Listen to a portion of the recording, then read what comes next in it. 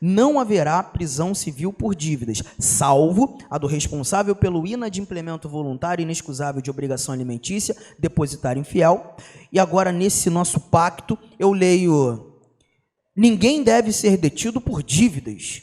Este princípio não limita os mandados de autoridade judiciária competente expedidos em virtude de inadimplemento de obrigação alimentar. Só me responde, gente, a nossa Constituição traz a regra do prender ou não prender quem está devendo? A Constituição, primeira leitura que a gente fez, prender ou não prender quem deve? Não prender. Agora, quando eu leio esse ponto 7º, a regra que eu extraio daqui é prender ou não prender quem deve? Olha o início, até o ponto. Ninguém deve ser detido. A regra é prender ou não prender? Não prender também. Isso está mostrando para a gente que a Constituição e o Pacto São José da Costa Rica concordam com uma coisa. Olha aqui, ó, a anotação que você vai fazer no seu caderno. O artigo 5º, inciso 67 da Constituição Federal, traz a regra do não prender. Traz a regra do não prender. Mas toda regra tem exceção? E a Constituição traz quantas exceções? 2. O camarada que não cumpriu prestação de alimentos e o chamado depositário infiel. É o que está na Constituição. Só que quando eu leio o Pacto São José da Costa Rica, precisamente artigo 7º, ponto 7, eu também encontrei a regra do não prender. Ninguém deve ser detido por dívidas. Só que agora eu queria que você olhasse para esse ponto 7 de novo e me dissesse, quantas exceções tem aí? Lá no pacto. Quantas exceções você está tirando daí? Ó, ninguém deve ser detido por dívidas. Este princípio não limita os mandados de autoridade judiciária competentes pedidos em virtude de inadimplemento de obrigação alimentícia. Falou alguma coisa sobre depositário infiel aqui? Só falou sobre pensão alimentícia. Então, a nossa Constituição traz mais exceções, porque no pacto você só encontra uma possibilidade de prender quem deve. E aí eu te faço um outro questionamento. Quem está mais próximo da dignidade da pessoa humana? Quem prende mais ou quem prende menos? Quem busca resolver o problema sem cercear a liberdade de locomoção, ou quem busca resolver o problema cerceando a liberdade de locomoção? Quem está mais próximo da dignidade da pessoa humana? Gente, e a gente vai ter que deixar de lado, fora de sala, aquela nossa chateação muitas vezes de verificar algumas coisas injustas acontecendo no dia a dia e ficar puto. Eu também fico com algumas coisas. A gente vai ter que levar em consideração o princípio da dignidade da pessoa humana. Quem está mais próximo da dignidade da pessoa humana? Quem prende mais ou quem prende menos? Quem prende menos. Dignidade da pessoa humana é um fundamento da República Federativa do Brasil? A prevalência dos direitos humanos é um princípio que rege as relações internacionais? Quem está mais próximo da dignidade da pessoa humana nessa brincadeira aqui, infelizmente, Constituição, é o pacto. Só que você tem que lembrar de um detalhe. Eu já te disse o ano que o Brasil passou a acompanhar o pacto. Qual foi o ano? Lembra? 1993. 93, ou seja, bem antes de 2004. Mas o Pacto São José da Costa Rica é ou não é um tratado internacional que versa sobre direitos humanos, gente? Mas se o Brasil passou a acompanhá-lo, se o Congresso Nacional aprovou a sua introdução no nosso ordenamento jurídico bem antes de 2004, lá em 1993, o Pacto São José da Costa Rica entrou no nosso ordenamento jurídico com força de emenda ou ainda com força de lei? De lei. Está evidente para todo mundo aqui. Como é que um tratado internacional com força de lei vai falar mais alto que a Constituição Federal? Não é confuso? Aí eu vou ter que te contar uma história real. Há 2 décadas atrás, a gente viu um problema, relação consumerista desastrosa, que uma pessoa lá em São Paulo se envolveu, processou o Banco Bradesco. Cara, uma relação de consumo. Processo pequeno. O processo fluiu, primeira instância, primeiro grau, deles, uma obrigação de pagar. Foi condenado o Banco Bradesco, Bradesco recorreu, interpôs apelação, a brincadeira foi mantida, duplo grau exaurido, a condenação vai ter que ser cumprida, transitou em julgado e começou a brincadeira do Bradesco não cumprir. E o tempo foi passando e o Bradesco não cumpria. O processo foi para a fase de execução. Mandado de execução foi expedido. O oficial de justiça foi cumprir aquela diligência lá na agência bancária, chegou lá, penhorou bens para garantia de pagamento. O gerente geral daquela agência bancária precisou se tornar o responsável pela guarda dos bens penhorados. E quando naquele momento ele passou a ser o responsável pela guarda dos bens penhorados, ele passou a ser considerado o quê, gente? Depositário fiel dos bens. Irmão, ó, estão penhorados. Se o Bradesco não cumprir a obrigação de pagar, eu volto aqui com força policial, levo os bens para leilão, tem que ter o dinheiro para pagar a indenização. Então, ó, você é o responsável pela guarda dos bens, depositário fiel. Tu acredita que o Bradesco não pagou? E aí, de depositário fiel, o maluco foi considerado depositário infiel. De acordo com a Constituição, o que deveria ter acontecido? Ele foi preso. Ah, mas isso não é inconstitucional. Calma. Foi justamente por conta dessa história que eu estou te contando que as coisas mudaram. O maluco foi preso. E aí o recurso extraordinário 466343 foi interposto pela assessoria jurídica do Bradesco lá no Supremo Tribunal Federal para discutir a prisão do depositário infiel. Aí o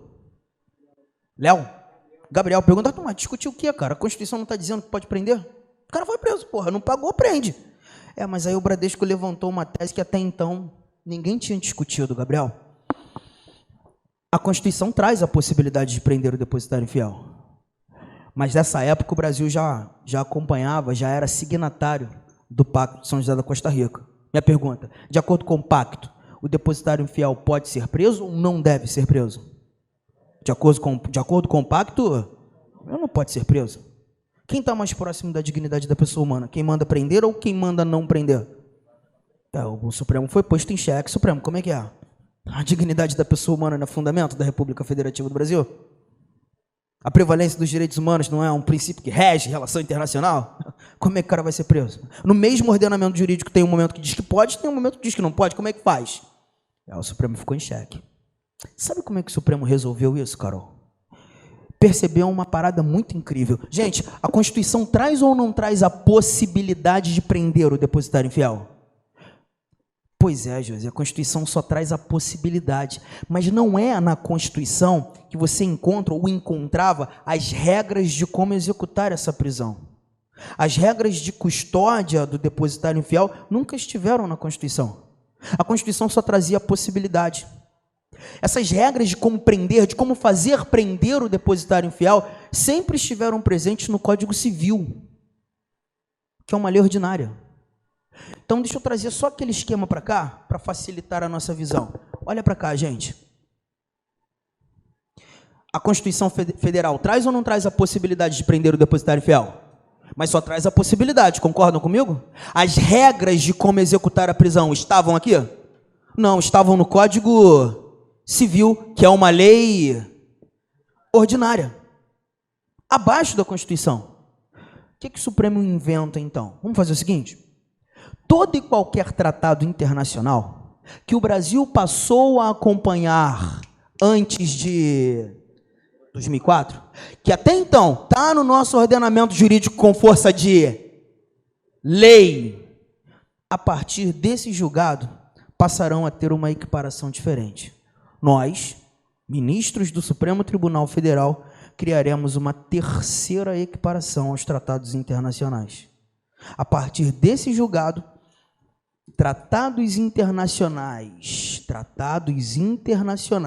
que versarem sobre direitos humanos e que foram aprovados com procedimento de lei, ou seja, não tem força de emenda, não estarão mais aqui na base do ordenamento jurídico, passarão a estar acima das leis. E quando você lê acima das leis, você entende uma terminologia que se encontra em prova o tempo todo.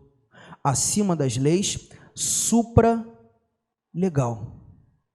Tratados internacionais com status supralegal. Arthur, quais são os tratados internacionais com esse status supralegal, acima das leis? Olha para cá, gente. Vai ser todo e qualquer tratado internacional que versar sobre direitos humanos e que não tenha sido aprovado nas duas casas por 2 turnos, maioria qualificada em...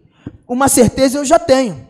Todos os tratados internacionais anteriores a 2004, todos os tratados internacionais anteriores a 2004, que versam sobre direitos humanos, hoje tem o tal do status supralegal. E sabe por que isso foi inventado?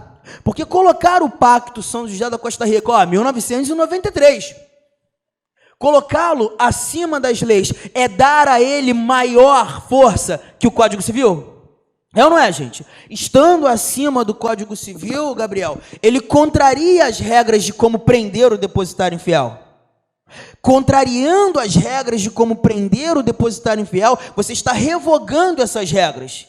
E aí eu olho para o ordenamento jurídico hoje e enxergo o seguinte: a Constituição ainda traz a possibilidade de prender o depositário infiel? Traz ou não traz, gente? Mas hoje eu ainda tenho as regras de como executar essa prisão? Não mais. E sabe por que você não tem mais essas regras de como executar a prisão? Porque o Pacto São José da Costa Rica as revogou. Então você só tem uma possibilidade, que não mais se efetiva por falta de norma regulamentadora. E com isso surge uma terceira equiparação aos tratados internacionais. O que eu quero que você guarde aqui comigo? Olha para mim, me ajuda aqui. Tratados internacionais, em regra, tem força de quê? Em regra, tem força de lei. Agora, se o tratado internacional versar sobre direitos humanos, você já vai lembrar que eles não têm mais força de lei. Um tratado internacional sobre direitos humanos ou vai ter força de emenda, ou vai estar acima das leis. Estou sendo claro, gente? Arthur, o que vai determinar o Tratado Internacional sobre Direitos Humanos ter força de emenda ou estar acima das leis? A maneira em que ele foi aprovado. Se o Tratado Internacional foi aprovado, nas 2 casos, por 2 turnos, 3/5 dos votos dos membros, versando sobre direitos humanos, ele tem força de quê, gente? De emenda. Se o tratado versa sobre direitos humanos, mas não encarou esse procedimento de aprovação, é aquele outro mais fácil, pelo simples fato de versar sobre direitos humanos, ele já vai estar acima das leis. Foi claro ou não? Vou colocar isso no teu caderno de maneira sintetizada. Ó, até espera um pouquinho para a gente colocar aqui. Posso apagar esse lado? Vamos sintetizar isso. Oi. Foi 2008. 466-343 de 2008. E vai ter uma questão aí, Maurício, que vai justamente levar em consideração essas datas, cara. FGV gosta dessa porra. Ó, quer ver o que a gente vai matar? Coloca assim, gente. Tratados internacionais.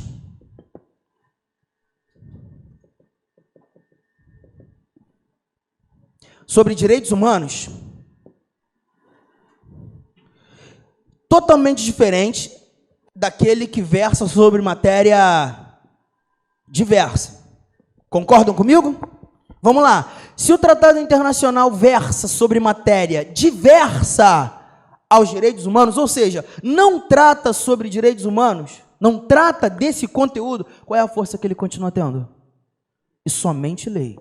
Tratados internacionais que versam sobre matérias distintas, matérias diversas, a equiparação continua sendo de lei ordinária. E se a equiparação continua sendo de lei ordinária, me ajuda aqui, gente. Ele foi aprovado pelo procedimento simples ou pelo procedimento rígido? Procedimento? Força de lei. Simples. Procedimento simples. Procedimento simples. E se eu estou falando de procedimento simples, me ajuda. Passou pelas 2 casas? Sim ou não? Sim, tem que passar pelas 2 casas. Sempre. Um único turno em cada caso ou 2 turnos? Um turno, procedimento simples, gente. Tem força de lei. Maioria simples ou maioria qualificada? Perfeito. Agora, se o tratado internacional versa sobre direitos humanos, qual é a força que ele tem? Tua resposta para mim? Depende, Arthur. Depende do quê, cara? Depende disso aqui, Arthur. Se ele encarou o procedimento simples,